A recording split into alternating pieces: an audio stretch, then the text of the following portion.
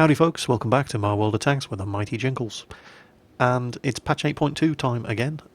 Now, those of you who have been paying attention to the various news updates may already be aware that the Chinese tanks have been shit-canned. They are not coming in patch 8.2. They've been pushed back to patch 8.3 at the earliest. I don't want to dwell on that in this video. I have already pushed up a news update video earlier today discussing what's happened to the Chinese tanks, so if you want to know more then have a look at your relevant World of Tanks forum, depending on which portal your region supports, or have a look at my 8.2 news video which I pushed out earlier today. Instead, what we're looking at in this video is the Americans. Patch 8.2 was never just about the Chinese. There were also a new American tank line being introduced, primarily consisting of tanks with oscillating turrets and autoloaders, just like the French, except American. Oh, that's new. If you have a look at the tech tree, there they are, shoehorned in after the M7 medium tank. So there's finally a reason to actually get an M7, because it leads to the T21, T71, T69, T54E1, and the T57 Heavy.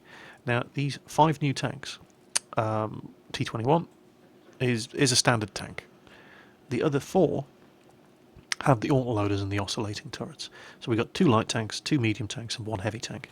Now, and I'm assuming that this is just a typo, but in Wargaming's press release today, where they said, yeah, no more Chinese tanks in patch 8.2, however, we are still pushing the new American tanks and so on and so on. They said that the new American tanks, 3 of them had autoloaders. Well, I kind of hope that's a typo, because 1, 2, 3, actually 4 of them have autoloaders. The T71 has an autoloader gun as well. Or it does at the moment.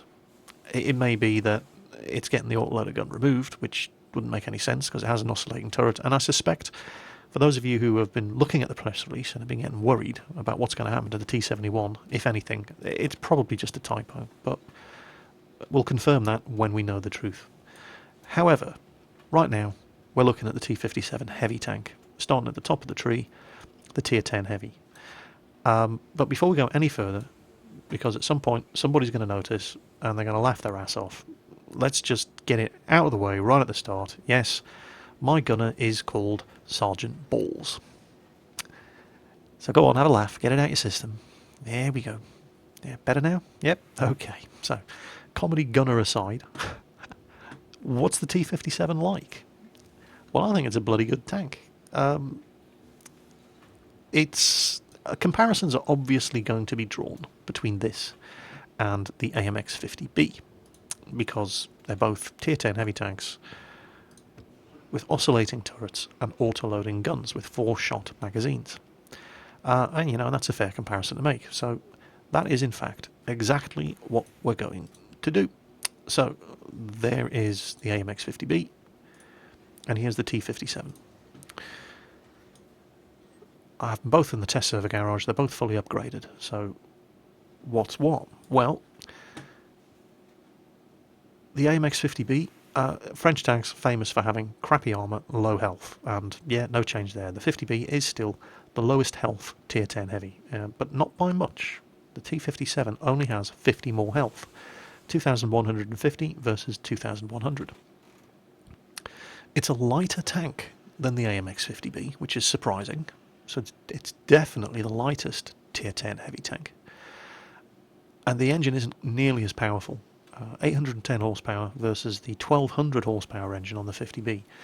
So the 50B, despite being heavier, still has a better power to weight ratio and a much better top speed of 65 km per hour versus our 35.4 km per hour, which isn't bad for a heavy tank, but the 50B is still the speed demon of the Tier 10 heavies.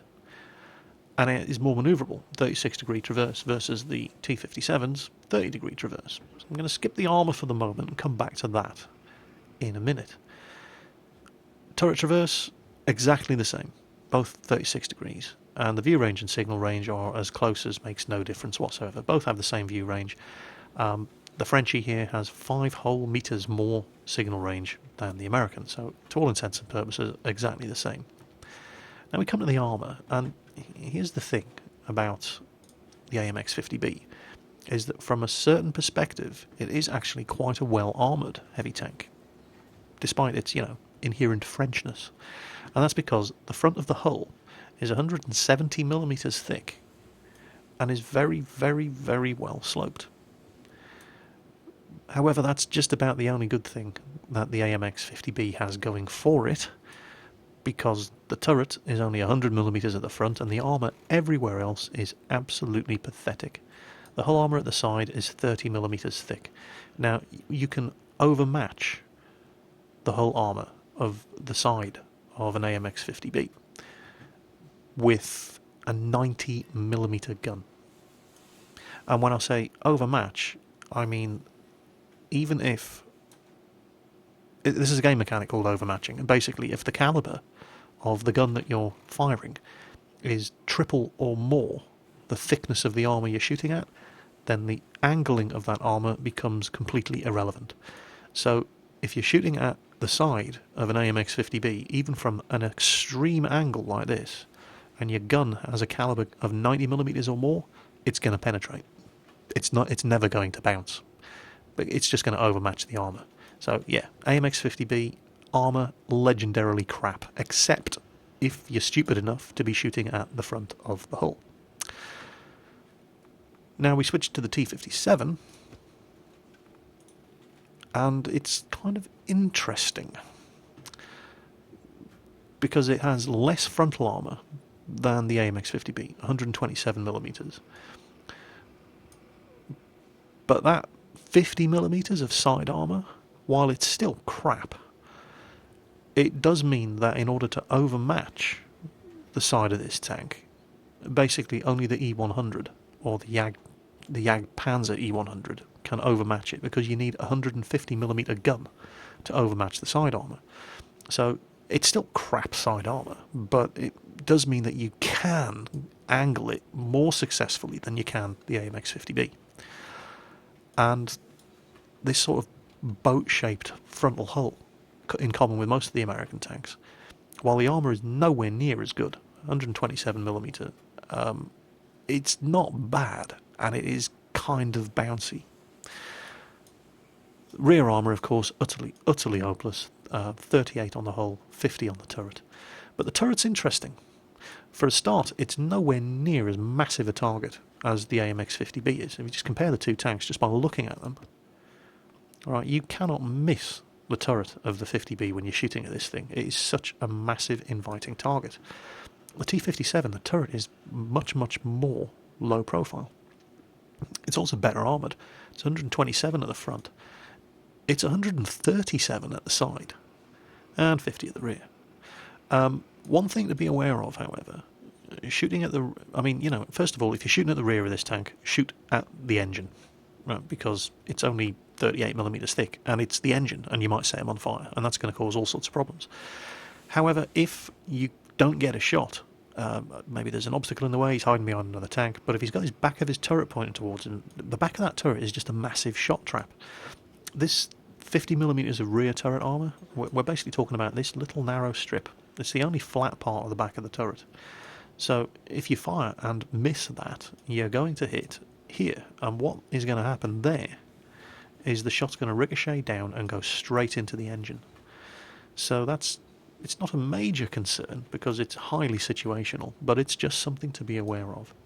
But the fact that it's a smaller target overall, it's a lower profile target, and the side of the armour of the turret is not bad at all, and it's still, from just about, you know, any angle you care to mention, there's rounded, sloping, angling, and all sorts of stuff going on. It's not a bad little turret. But overall, pound for pound, at this stage, aside from the fact that it's a smaller, lower profile target, the AMX50B is looking like a better tank. So let's have a look at the guns, because, you know, that's really what we're all about here. Now, they're both autoloaders. They're both 120mm autoloaders. Let's see how they compare against each other. So they both have 120mm shells, and they both have a 4-shot clip. There's the French gun, here's the American gun. First thing you notice is that the American gun has a faster rate of fire than the Frenchie.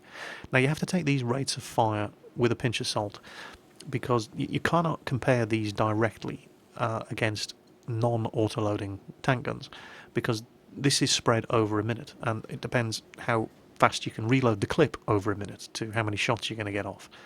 So I can tell you that 100%, with 100% crew, the T57 has a 26-second reload on the magazine for that gun. I don't know off the top of my head what the reload is for the AMX, and I don't know whether or not this faster rate of fire is because the magazine itself reloads faster, although I think it does. 26, I think the 50B is about 30 seconds. I'm not 100% sure. I'm sure somebody will be able to tell me in the comments. But I don't know if it's because of that, although it probably is, or because each individual shot in the magazine fires faster than on the AMX-50B. But whichever way you want to cut it, this gun fires faster than on the AMX-50B, so that's good. It also has, well, it has better penetration, but the difference is minimal. 267 versus 269. What's interesting is the amount of penetration it has with gold ammo, which is significantly better than on the French gun. We have 351 penetration with the French tank and 381 penetration with the American tank. And let me just check this. Now this is also interesting because the gold ammo on the AMX-50B is APCR, which loses penetration with distance but has better normalization against sloped armor. Well, it doesn't just have better normalization, it has normalization against sloped armor. If you go to the T57, the gold ammo on that is high explosive anti-tank, which does not lose penetration with distance, but doesn't get normalization against sloped armor. So, significant difference there, something to chew over. Accuracy-wise, well, damage-wise, both exactly the same, regardless of the ammo they're firing. They both do 400 damage. The accuracy is, to all intents and purposes, exactly it is exactly the same. It's 0.35 on both. And the aiming time is, it may as well be the same. The American gun has slightly faster aiming time, 2.9 seconds. The French gun, 3 seconds. Both have pretty crappy aiming time. So the guns are almost exactly the same, except for the gold ammunition, which is, I mean, the American tank fires faster, and it uses heat gold ammo, whereas the French uses APCR. And it's really, the only real difference between these two tanks is the choice of gold ammo in the guns, and the AMX-50B is faster and more manoeuvrable, but it's a bigger and easier target to hit. So, in a nutshell, that's pretty much what you have in the T57. So, yeah, I mean, I can't really say, is it better than the AMX-50B? No, not really. It's different. It's not as fast, but it's a smaller target. The armour is comparable, if not better in some respects. It just, the thing about this tank is it doesn't really feel like a heavy tank. Even more so than the AMX-50B, which really doesn't feel like a heavy tank at all. But the T57, it feels like you're driving a Patton rather than a T110E5, for example. I can't explain it. It's just the feel I get when I'm driving this thing. It's fun to drive. I have definitely had fun driving this thing, but it does not feel like you're driving a heavy tank at all. It feels like you're driving a big, slow medium, but with an absolutely devastating gun. And I haven't used the gold ammo on this thing yet. I haven't needed to. I mean, it gets 269mm of penetration with normal ammunition, and it doesn't cost you. How much is the ammo per shell on this thing? Let's have a look. 4,000 credits per shot? Doesn't need it. Really doesn't need it. So let's have a couple of games, and I'll show you what I mean. Well, my very first game in the T57 Heavy was this. It was an assault game on Westfield. Now, when you play an assault on Westfield, there are two factors that are going to determine your success and failure to a large degree. And here we're talking the gun depression and the gun elevation. Now, a French tank with an autoloader on this map could get themselves into trouble very, very quickly. Unless they're on the same level as the tank they're shooting at, because they have awful gun depression and awful gun elevation. But it's not just the French tanks. There are a lot of vehicles in the game that people talk about. Oh, the gun depression of the Americans is really, really good. The gun depression of the Germans is rubbish. The gun depression of the Russians is rubbish. It's not just the gun depression, it's the gun elevation as well. Because if you... Oh, there's a first target.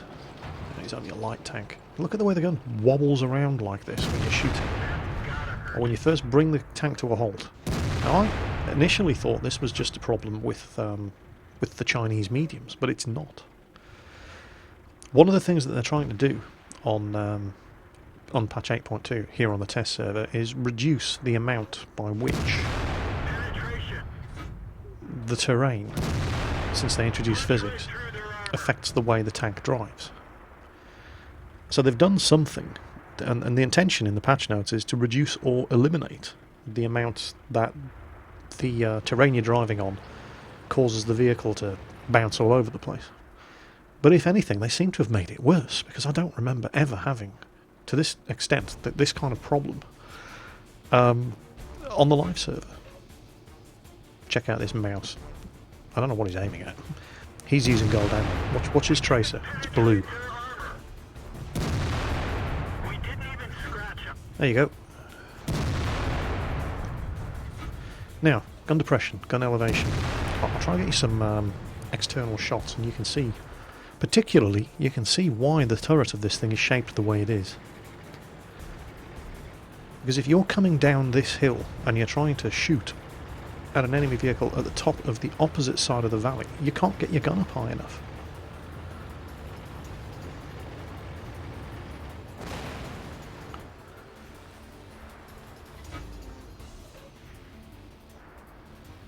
Take out that 121 first.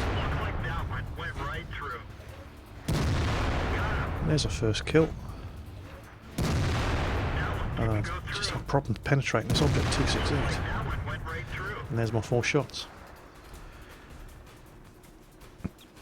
26-second reload on this gun, by the way, which is pretty fast. Hell, who am I kidding? It's very fast.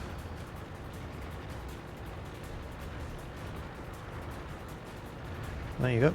That's why the rear of the turret is shaped the way it is. Like,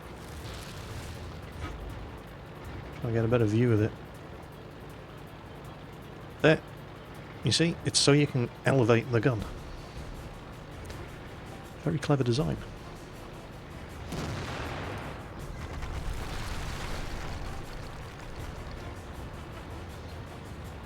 But I seriously hope they do something. And it's not just this tank, it's all of the tanks. I hope they do something to fix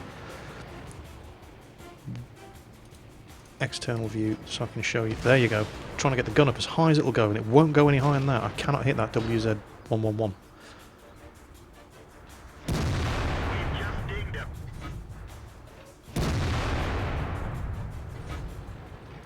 There it is again. It is pretty good gun elevation for a tank with an oscillating turret, but it just isn't good enough.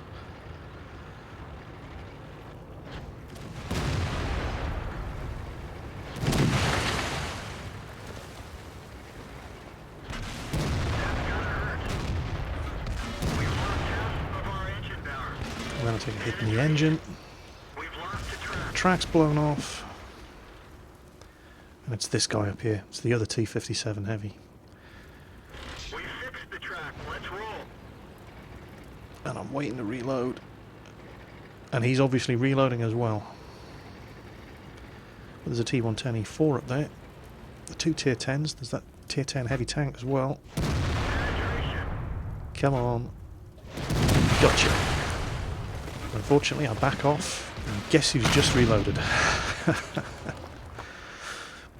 And yeah, I'm screwed. Look at how quickly these tanks fire.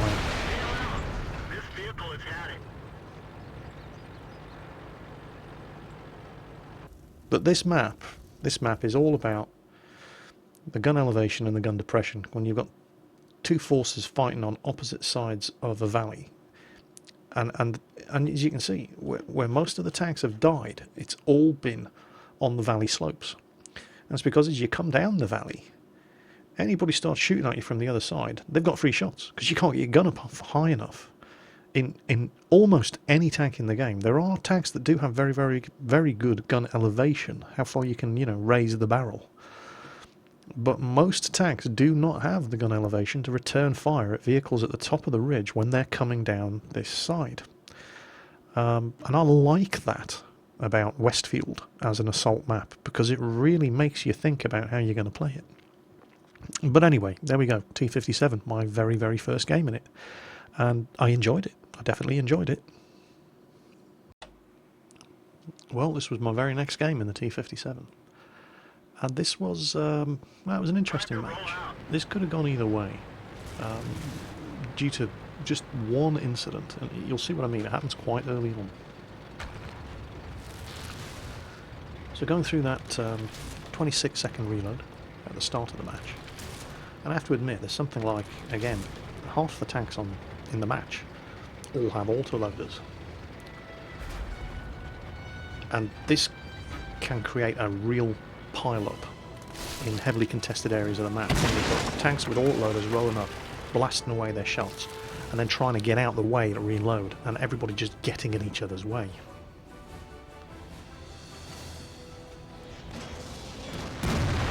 Oh, well, yeah, that could have been better. I fired at the upper glacis of an E100. Stupid. However, E100's gun, as crap as ever, all it does is damage my tracks. And you can't afford to be missing shots with an autoloader that only has 4 shots in the clip. Now here, watch this. This guy's in trouble. And yeah, I would love to get out of your way, and I would love to go around and help defend you against all of those big nasty tanks around here, but you appear to have blown my tracks off by driving into me, you muppet. I'm taking a risk here. That's a bounce. And that's an ammo rack. So I've been tracked and ammo racked. And it's at this point that I realise I forgot to pack a repair kit. And I am completely stuffed. So I'm now on 40% health. I have damaged ammo rack. My reload on this gun has gone up to 52 seconds. I'm practically an AMX 5100 at this point, just, with better armour. And I was giving serious thought to just abandoning the game, because I was never going to get a decent replay out of this game. Well, I decided not to. 52-second reload or not, I thought, I'll stick it out.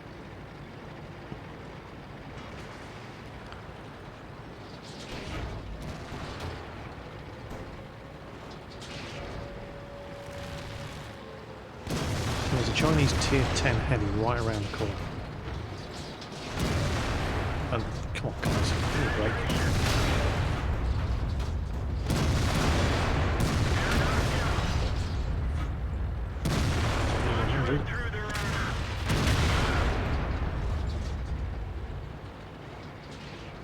.52-second reload again. I'm going to speed things up while I'm reloading here, because it's like watching paint dry. This is, by the way, in case anybody's wondering, this is what it's like driving an AMX 5100. It's not usually this good. And now, check this out. That Object 261, I don't know who was shitting themselves more, me or him. He obviously didn't know I was reloading. And just look here. Look at the battle chat. We're just hemorrhaging tanks. They've pulled back. They just killed 4 of our tanks in short order. And the scores are gone to 9-9, and we're being capped. Now, this is where I can prove useful, because it's going to take me... I mean, I'm reloaded now. But the drive back to reset the cap gave me time to reload and, start doing something useful.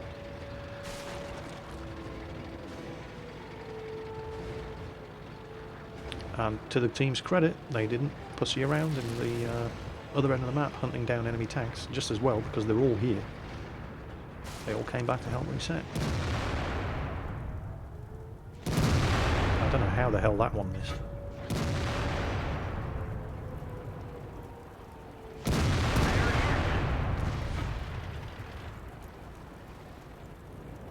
Still got 2 shots, no sense in going for a reload. Can I fit through this gap? Mostly. Here we go. Come on. Bingo. And now all they got left is that Batchat 155. And he probably can't kill me. Even with one shot. And he misses anyway. So, it turned out it was worth sticking around anyway. Yeah, that was a lot of fun. I wasn't expecting it to be. Well, I was initially. I thought, you know, it's a tier 10 game, Ensk. I love Ensk. I think it's a great map.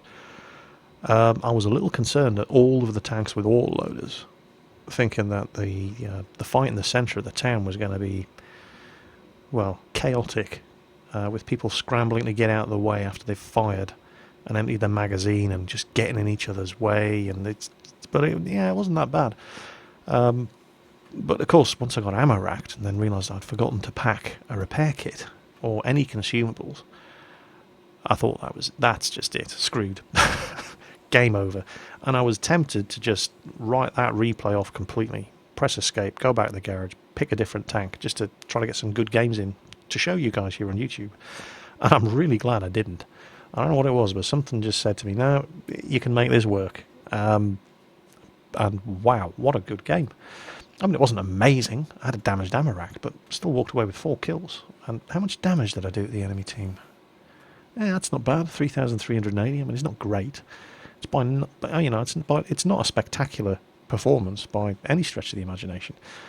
I missed far too many shots. Let's have a look. Yep. 16 shots fired, and I missed 3 of them. You can't be doing that with a tank that has an autoloader. You cannot afford to be missing shots. You just don't have the shots to spare. You need to maximise the damage that you do with every clip of ammo, and you cannot just be spraying shots all over the place that aren't hitting the targets. Now shots that hit and bounce, well, that's a different matter. But just not hitting the target at all is inexcusable. Yeah, I really need to learn how to, place my shots with more care when I'm driving one of these things or anything like it with an autoloader, because it's just such a waste. But despite that, yeah, that wasn't bad at all. And of course, I fought most of that battle with the damaged ammo rack, and when this thing has a damaged ammo rack, it turns into an AMX 5100, and that's not something I'd wish on anybody. 52-second reload on that gun with a damaged ammo rack. Probably the same with a dead loader. Oh, well, with the damaged ammo rack and a dead loader, you're probably looking at a minute and 20 seconds. Oh, that must be absolutely horrible. In fact, I've had that on my AMX 5100. Damaged ammo rack and a dead loader. And that gets a 90-second reload. It's a minute and a half. It's just horrible. Absolutely horrible. This isn't that bad. The reload is actually quite quick. It's 26 seconds. It's faster than the tier 9 medium with the autoloader. This little thing here, the T54E1, that has a 32-second reload with what I believe is the same gun. No, it's not the same gun, different gun. That's the T14OE2. And the Heavy gets a T179. It's a different gun, faster reload. Yeah, it's a fun tank. I like it. And as you know, that's not a bad result to walk away from, considering you had a damaged ammo rack for 3/4 of the game that you played. Fun game and a good tank. I do like this. Then again, I did expect to like it because I've played the AMX 50B on the test servers as well, and I want to get myself one of those. I'm just stuck on the AMX 5100, and I loved every second of playing the AMX 5120 and the AMX 50B, and this is just the American version, basically. It's a fun tank to drive, and the evidence is there right in front of your eyes. It's not just a fun tank to drive; it's a very, very effective tank to drive as well. Racking up 4 kills. Doing 3,300 damage to the enemy team with a 52-second reload and a damaged ammo rack. I mean, I've never done as well as that in my AMX 5100, and that has a 52-second reload in perfect working condition. Yeah, good tank. Those of you who are looking for something slightly different in the American tank line, there it is. Get yourself an M7 medium tank and then start working your way down this line. T21 looks to be a fun little tank, as does the T71. Now, I don't know about the T21. It may or may not get light tank, scout tank matchmaking. The T71 definitely does. This thing just gets into tier 10 games all the time. T69 seems like fun. The T54 E1 seems like fun. The T57 definitely is fun. So, you know, I'm kind of spot for choice now. I'm at the M103 on the live server, grinding my XP towards the T110E5, which I want because that's an amazingly fun tank. And now there's another American heavy tank that I want. So, Wargaming, stop. You know, give me a few months to grind some tanks out. Stop introducing new tanks every month. So, yeah, there you go. The T57 American new tier 10 heavy tank with the oscillating turret and the autoloader gun. Definitely, yep. 2 thumbs up from me. I think you're going to enjoy this thing. I certainly did. It's a great tank, and it's a lot of fun to drive. So, as always, take care on the battlefield, and I'll catch you next time.